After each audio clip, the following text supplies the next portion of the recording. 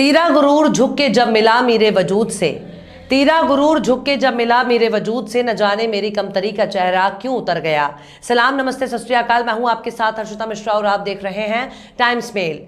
हमारे देश में जाति का इतिहास बहुत पुराना है। सदियों पहले जब जन्म से अछूत करार दिए गए लोगों को सिर उठाकर चलना भी नसीब नहीं हुआ था, तब भी हमारे देश में कई ऐसी जातियां वजूद में थी जो खुद को सबसे ऊपर मानती थी। वो खुद को दूसरे से बड़ा मानते थे, दूसरों को खुद से बहुत नीचे मानते थे। इतना नीचे वो खुद के अलावा दूसरों को जमीन पर रेंगने वाला कीड़ा मानने लगते थे।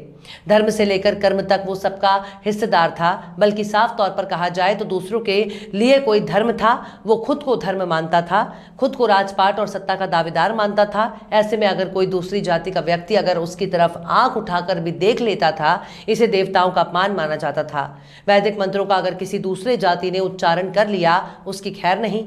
अगर जान बच गई तो बहुत अच्छा, वरना उसकी सजा पूरा गांव भुगतने के लिए तैयार रहता था। सजा वही लोग दिया करते थे जो खुद को सबसे बड़ा मानते थे, जो खुद को सवर्ण और दूसरों को शूद्र मानते थे। लेकिन क्या आज के वक्त में ऐसी किसी के सजा का वजूद है? जवाब होगा बिल्कुल। जाति का गुरूर लेकर पैदा होने वालों ने राजस्थान में एक दलित को मंदिर पर सिर्फ इसलिए नाक रगड़वा कर माफी मांगने पर मजबूर कर दिया क्योंकि उसने विवेक अग्निहोत्री की फिल्म द कश्मीर फाइल्स का विरोध किया था। उस फिल्म में कश्मीरी पंडितों पर दिखाए गए जुल्म और ज्यादती को दिखाने पर एक दलित ने ऐतराज किया और कहा है कि इस देश में रोजाना दलितों पर अत्याचार होता है। क्या दलितों पर बनी फिल्मों के लिए सरकार ने टैक्स फ्री करने की कोई मुहिम चलाई है? उस दलित ने सवाल किया कि आखिर जय भीम जैसी मूवी को सरकार ने टैक्स फ्री क्यों नहीं किया? उसे सिर्फ कश्मीरी पंडितों पर हुए जुल्म की ही क्यों दिखाई देते हैं, जब रोजाना दलितों और आदिवासियों पर अत्याचार हो रहा है? ये सारी बातें उसने सोशल मीडिया पर कहने लगा। लेकिन उसका इतना ही कहना था कि जाति का गुमान लेकर पैदा होने वाले लोगों ने उसे निशाने पर ले लिया, उसे धमकियां दी जाने लगी और आखिर उसे मंदिर बुलाकर मंदिर की चौखट पर उसे नाक रगड़ने के लिए मजबूर किया गया। राहुल गांधी और सोनिया गांधी के कांग्रेस वाली सरकार में ये सब कुछ बहुत ही आराम से हो गया और सूबे की गहलोत सरकार क्या मस्त होकर चैन की बंसी बजा रही थी।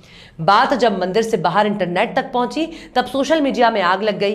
ये कोई राजस्थान में या कोई पहली घटना नहीं है जिसमें एक दलित के साथ इस तरह का बर्ताव किया गया, बल्कि कुछ दिनों पहले मूंछ रखने से भी कुछ लोगों की भावनाएं आहत हो गई और उसकी हत्या कर दी गई। लेकिन खैर मानिए कि सिर्फ नाक रगड़ने से ही बात बन गई, वरना जान चली जाती तब भी जातियों का गुरूर नहीं जाता। आखिर क्यों एक दलित होने का हो गया बहुत बड़ा पाप? आखिर क्यों ऊंची जाति के घमंड में दलितों का हो रहा है शोषण? आखिर क्यों दलितों के साथ हो रहा है अत्याचार? आखिर क्यों मंदिर पर नाक रगड़ने के लिए मजबूर हुआ दलित? आखिर क्यों मूंछ देखकर भी भावना हो गई आहत? आखिर क्यों कश्मीर फाइल्स पर दलित के सवाल ने कर दिया बवाल? बताएंगे आपको और भी बहुत कुछ। लेकिन आप अगर हमारे चैनल पर नए हैं और पहली बार हमारी वीडियो को देख रहे हैं तो आप हमारे चैनल टाइम्स मेल को सब्सक्राइब कर लें, वीडियो को लाइक कर दें और बेल आइकन का नोटिफिकेशन बटन भी प्रेस कर दें ताकि बिना देरी हमारी हर खबर आपको मिलती रहे। लौटते हैं अब खबर की तरफ। कश्मीरी पंडितों पर आधारित फिल्म द कश्मीर फाइल्स की देश दुनिया में बहुत चर्चा हो रही है। इस फिल्म को ना देखने वालों की देशभक्ति भी तब तक संदिग्ध मानी जा रही है जबकि वो फिल्म नहीं देख लेते।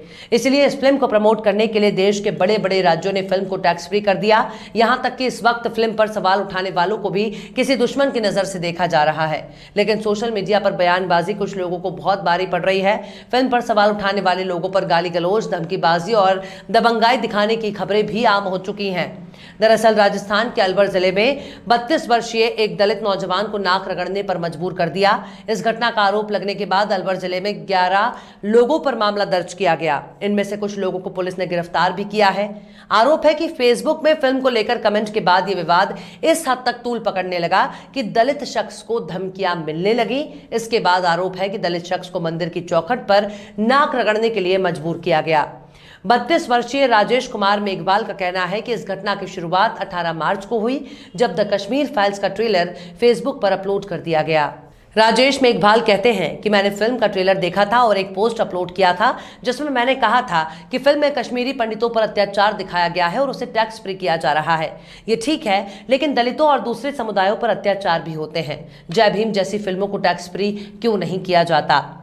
राजेश मेघवाल ने कहा कि कुछ लोगों ने उनके फेसबुक पोस्ट पर धार्मिक नारे लगाने शुरू कर दिए। इसके बाद में मेघवाल ने कहा कि उन्हें धमकियां मिलनी शुरू हो गई हैं और उन पर माफी मांगने का दबाव बनाया जाने लगा है। मेघवाल ने आरोप लगाया है कि ग्रामीणों और एक पूर्व सरपंच ने मुझ पर गांव के मंदिर में माफी मांगने का दबाव बनाना शुरू कर दिया। उन्होंने मुझे आश्वासन दिया कि मुझे परेशान नहीं किया जाएगा, लेकिन उन्होंने मुझे परेशान करना शुरू कर दिया और मेरी इच्छा के खिलाफ मंदिर के चबूतरे पर मेरी नाक रगड़ने के लिए मजबूर किया। घटना के बाद मेघवाल की शिकायत के आधार पर बहरोड थाने में कई धाराएं समेत SC/ST से संबंधित धाराओं के तहत 11 लोगों पर मामला दर्ज किया गया है। मेघवाल ने कहा कि मैं प्राथमिकी के बाद काफी दबाव में हूं और अपनी सुरक्षा को लेकर डरा हुआ हूं। इस मामले में पुलिस ने कहा कि हमने नामजद 11 आरोपियों में से 7 लोगों को गिरफ्तार कर लिया है। ऐसा नहीं है कि राजस्थान में जाति के नाम पर दलितों को परेशान करने की ये कोई पहली घटना हो। इससे पहले भी पाली जिले के बाली तहसील के बारवा गांव में रहने वाले कोविड हेल्थ सहायक जितेंद्र पाल मेघवाल की बीते मंगलवार हत्या कर दी गई। जितेंद्र पाल के परिवार का आरोप है कि जितेंद्र मेघवाल को दलित होते हुए स्मार्ट नजर आता था। गुड लुकिंग पर्सनालिटी मेंटेन करने की वजह से उसे मार दिया गया। हालांकि पुलिस ने इन आरोपों का खंडन किया है। मामले का खुलासा करते हुए पुलिस ने हत्या के आरोप में आरोपी सूरज सिंह और रमेश सिंह को बाड़मेर जिले के पचपदरा के दूधवा गांव से गुरुवार को गिरफ्तार किया है। हत्या के बाद से जितेंद्र पाल के परिजन धरने पर बैठ गए थे। पुलिस प्रशासन के समझाने के बाद शुक्रवार 17 जनवरी को ये लोग पोस्टमार्टम के लिए तैयार हो गए। प्रशासन ने मृतक के भाई को सरकारी नौकरी देने, पीड़ित परिवार को 50 लाख का मुआवजा देने और बारवा गांव में स्थायी चौकी की मांग को सीएम तक पहुंचाने का आश्वासन दिया। हत्याकांड के आरोपियों की गिरफ्तारी होने के बाद परिवार अपने बयान पर अड़ा है और कह रहा है कि जितेंद्र की हत्या उसकी मूंछों की वजह से हुई। हालांकि पुलिस ने सूरज सिंह और रमेश सिंह को बाड़मेर के दुड़वा गांव से गिरफ्तार किया है। मृतक जितेंद्र के भाई का कहना है कि इंस्टाग्राम पर खुद को गोड़ गांव का राजा बताने वाले आरोपी सूरज सिंह ने मामूली सी बात पर 2 साल पहले 2020 में भी उनके भाई पर हमला किया था।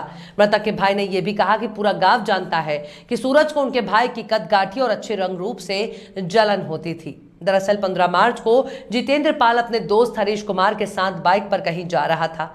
बाली में ही बीच रास्ते में एक बाइक पर सवार 2 युवकों ने उन्हें रोका। तब बाइक चला रहे हरीश ने स्पीड कम की तो आरोपियों ने पीछे बैठे जितेंद्र पाल की पीठ में छुरा घोंप दिया। उसके पेट और छाती में 4 बार वार किया गया था। आरोपी वारदात को अंजाम देकर फरार हो गए, लेकिन इस घटना में जितेंद्र पाल की मौत हो गई है। तो इस तरह से जाति का गुरूर है कि जाता ही नहीं, जाति होने से कोई इतना बड़ा गुरूर कैसे पाल सकता है? आखिर जाति का गुरूर कब खत्म होगा? कब खत्म होगी जाति की दीवार? लेकिन जाति के नाम पर केवल हिंदू हिंदू का रट लगाने वालों को जातिवाद का दर्द कब नजर आएगा? जातिवाद एक समस्या, शायद अब लोगों को अंबेडकर को छोड़कर धर्म को ही सबसे बड़ा संविधान मान लिया है। लेकिन देखिए, जिस कश्मीर फाइल्स में जुल्म को दिखाया, क्योंकि आज भी दलितों पर होने वाले अत्याचार के लिए कोई दलित फाइल्स बनाने की हिम्मत बना सकता है? जरा सोचिए। बहरहाल चलते चलते आखिर में अकबर मासूम ने भी क्या खूब फरमाया है, तीरे गुरूर की इस्मत दरी पे नादिम हूँ, तीरे गुरूर की इस्मत दरी पे नादिम हूँ, तीरे लहू से भी दामन है दागदार मीरा।